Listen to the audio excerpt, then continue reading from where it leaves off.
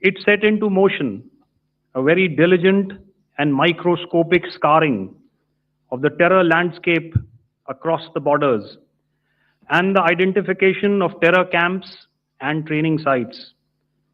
The locations that emerged were numerous, but as we deliberated more, we realized that some of these terror hubs were now bereft of any presence and had preemptively been vacated, fearing retribution from us. There was also a term of reference and our own binding, self imposed restriction to target only terrorists and thus prevent collateral damage. There were 9 camps that you are now all familiar with, which were confirmed by our various intelligence agencies to be inhabited. Some of these were in POJK, while there were others that were located in the Punjab province in Pakistan.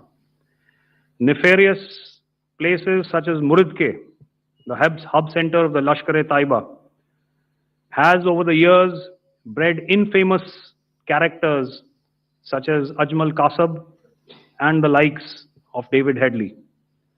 What followed was a careful scrutiny of each of these sinister locations, their layout, configuration, even the type of construction in each structure, and the terrain obtained around these.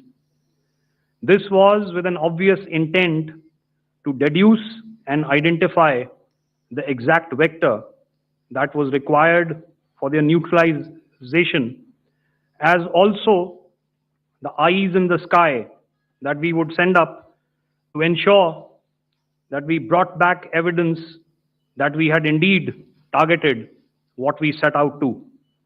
The precise images of these engagements on that fateful and historical night have already been showcased during the first press statement on the 7th of May that was helmed by our Foreign Secretary. I have targets such as Yusuf Azhar, Abdul Malik Rauf, and Mudassir Ahmed that were involved in the hijack of IC-814 and the Pulwama blast. The line of control was also violated soon after by Pakistan, and the erratic and rattled response of our enemy was apparent from the number of civilians